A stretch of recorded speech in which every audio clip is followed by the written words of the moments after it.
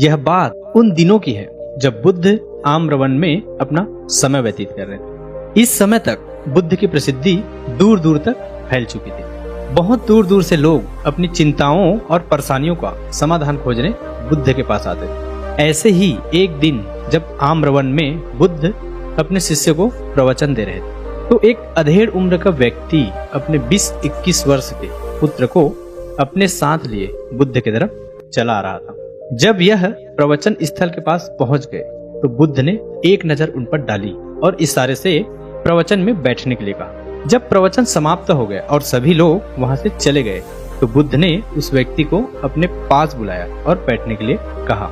वहां चारों तरफ हरियाली छाई हुई थी, मौसम बहुत सुहाना था और तरह तरह की पक्षियों की आवाजें गूंज रही। ऐसा नजारा देखकर उस व्यक्ति को अंदर से असीम शांति महसूस हो रही थी। इसके बाद बुद्ध ने उस व्यक्ति से आने का कारण पूछा तो इस पर व्यक्ति ने कहा कि तथागत, मैं 2 दिन की लंबी यात्रा करके अपने पुत्र को आपसे मिलवाने आया। यह मेरा इकलौता पुत्र है और यह हर समय थका थका रहता है। ऐसा लगता है जैसे इसके अंदर कोई जान ही नहीं, कोई प्राण ही नहीं। इसका स्वभाव भी काफी चिड़चिड़ा हो गया है। अगर हम इसे कुछ भी कहते हैं तो यह हमारी छोटी छोटी बातों पर गुस्सा हो जाता है। इसकी देखने की क्षमता भी उम्र से पहले ही कमजोर हो गई है और इसके बाल भी सफेद पड़ने लगे। इतनी कम उम्र में इतनी बड़ी उम्र का लगना मुझे तो कुछ समझ नहीं आ रहा है। इसके साथ हो क्या रहा है? तथागत, मैं अपने पुत्र के स्वास्थ्य को लेकर बहुत चिंतित हूँ। जब मैं अपने पुत्र को वैद्य जी के पास लेकर गया तो उन्होंने कुछ औषधि दी और कहा अपने पुत्र को तनाव कम लेने के लिए कहो। वह अपने दिमाग में बहुत अधिक तनाव लेता है, इसलिए उसकी ऐसी हालत हो गई। लेकिन मुझे उनके बहुत समझाने के बाद भी तनाव का मतलब समझ नहीं पाया। मुझे नहीं पता कि तनाव होता क्या है, यह किन कारणों की वजह से आता है और उसे कैसे अपने पुत्र के दिमाग से निकाल दूं। लेकिन मुझे सबसे पहले यह समझना है कि तनाव होता क्या है।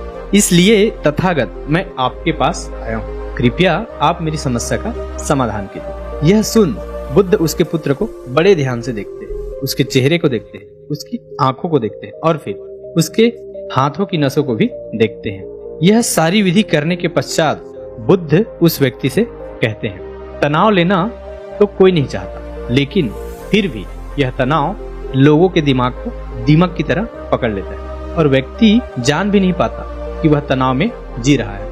लेकिन अगर व्यक्ति तनाव के कारणों को अच्छे से समझ लेता है और तनाव के बारे में कोई ऐसा पैमाना बना लेता है जिससे वह जान सके कि वह कितने तनाव में, तो वह इस समस्या का समाधान भी खोज सकता है। सबसे पहले तो तुम यह समझो कि तनाव होता क्या है। जब भी कोई व्यक्ति कोई काम कर रहा होता है लेकिन उसका मन कहीं दूर भटक रहा होता है, कल्पनाओं में होता है, तो उसके शरीर और मन के बीच एक दूरी पैदा हो जाती है। यह दूरी जितनी अधिक होगी व्यक्ति उतनी ही ज्यादा बेहोशी की अवस्था में होता है और शरीर व मन के बीच की इसी दूरी को, इसी खिंचाव को तनाव कहा जाता है। आखिर कोई पसंदीदा खेल खेलने के बाद व्यक्ति चुस्ती और प्रसन्नता से क्यों भर जाता है, जबकि उसने अपने शरीर को थका कर आया है। लेकिन समझने वाली बात यह है कि खेलते समय मन और शरीर एक साथ पूरी तरह से उस खेल में केंद्रित होते हैं, जिससे शरीर और मन के बीच दूरी पैदा नहीं होती और कोई तनाव पैदा नहीं होता। और दिमाग में कोई तनाव भी हो तो वह भी दूर हो जाता है। लेकिन इसके विपरीत जब हम कोई ऐसा काम करते हैं जो हमें पसंद नहीं, हमारा शरीर उस काम को तो कर रहा होता है लेकिन हमारा मन कहीं दूर कल्पनाओं में भटक रहा होता है, जिससे शरीर और मन के बीच एक दूरी पैदा हो गई और तनाव में जम गई है। इसलिए व्यक्ति को एक समय पर सिर्फ एक ही काम करना चाहिए और अपने तन और मन की सारी शक्ति उसी काम पर लगा देनी चाहिए, जिससे व्यक्ति के अंदर तनाव पैदा ही न हो। उसके बाद बुद्ध ने कहा, तनाव पैदा होने के मुख्य 8 कारण होते हैं और जिसने इन कारण को समझ लिया वह जीवन भर तनाव मुक्त रह सकता है।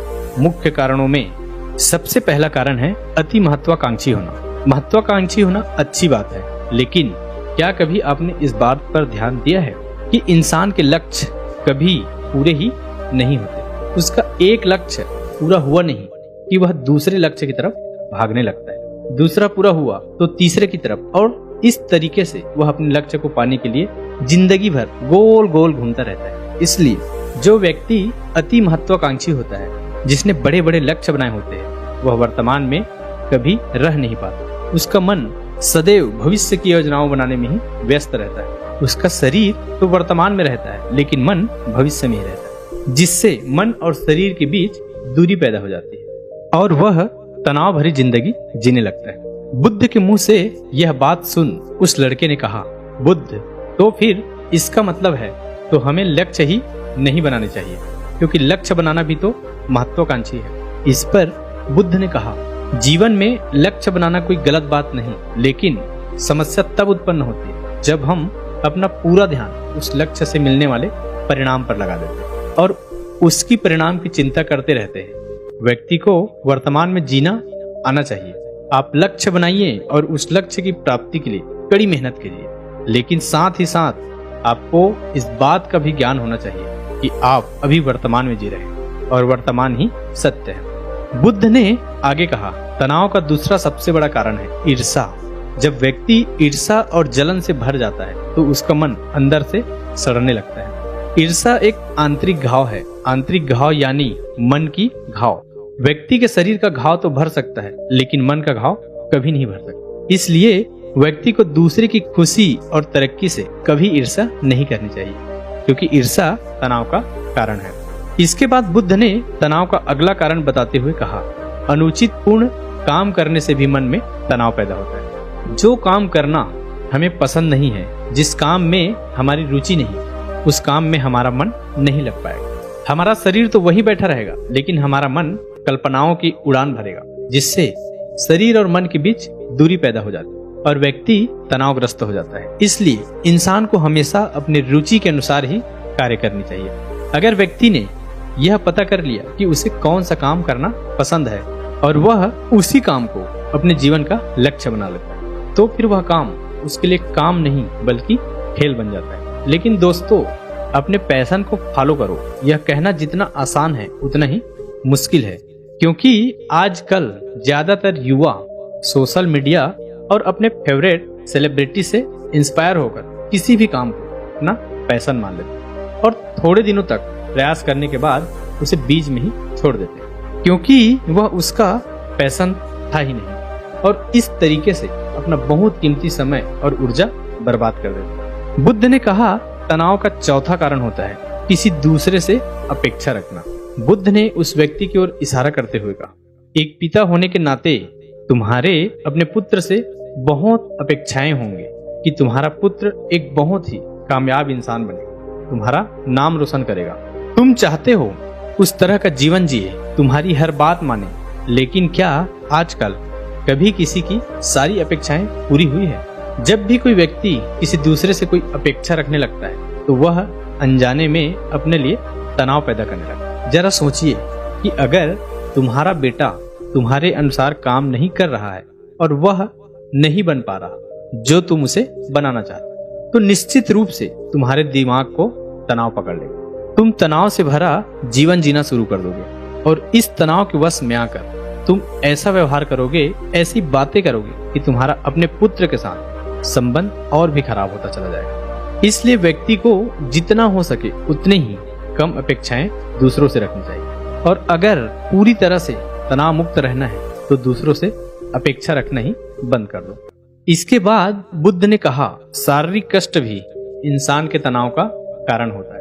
जब व्यक्ति किसी शारीरिक पीड़ा से गुजर रहा होता है तो उसका पूरा ध्यान बस अपने उस शारीरिक दर्द पर होता है और वह पूरे दिन बस उसी के बारे में सोचता रहता है, जिससे उसका मन दुख के विचारों से भर जाता है और ऐसी स्थिति में व्यक्ति तनावग्रस्त रहने लगता है। यह सुन उस व्यक्ति ने कहा कि हे बुद्ध, शारीरिक दुख तो किसी भी व्यक्ति को हो सकता है, तो फिर क्या वह व्यक्ति जीवन भर तनाव में ही जिएगा? इसका जवाब देते हुए बुद्ध ने कहा कि इंसान को यह बात समझनी चाहिए कि हमारा जीवन दुखों का आधार है। जैसे जैसे हमारा जीवन आगे बढ़ता है, इसमें दुख आते हैं, बीमारियां आती है और फिर अंत में मृत्यु भी आ जाती है। तो बीमारियां इंसान के जीवन का अभिन्न अंग है, कोई इनसे बच नहीं सकता। बस किसी किसी के जीवन में यह समय से पहले आ जाती है तो किसी के बाद में, पर आती सबको है। जब इंसान का मन इस बात को अच्छे से समझ लेगा तो फिर वह अपनी बीमारी के बारे में सोच सोच कर ज्यादा तनाव नहीं लेगा, क्योंकि यह हमारे जीवन का अभिन्न हिस्सा है और इसके लिए व्यक्ति को शारीरिक रूप से अभ्यास करते रहना चाहिए। अपने जीवन में व्यायाम और स्वस्थ जीवन शैली को भी जगह देनी चाहिए ताकि उसका शरीर लंबे समय तक निरोगी रहकर सही से काम कर सके। तनाव का अगला कारण होता है अपनी योजनाओं को समझने के लिए समय न देना।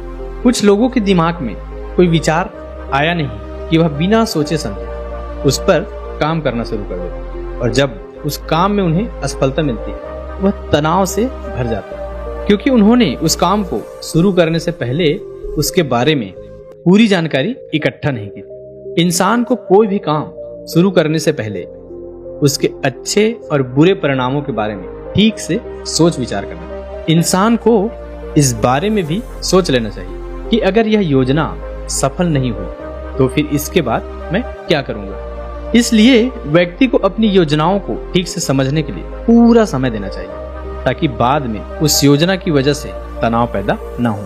तनाव का 7वां सबसे बड़ा कारण होता है टाल मटोल करना, आज के काम को कल पर टालना।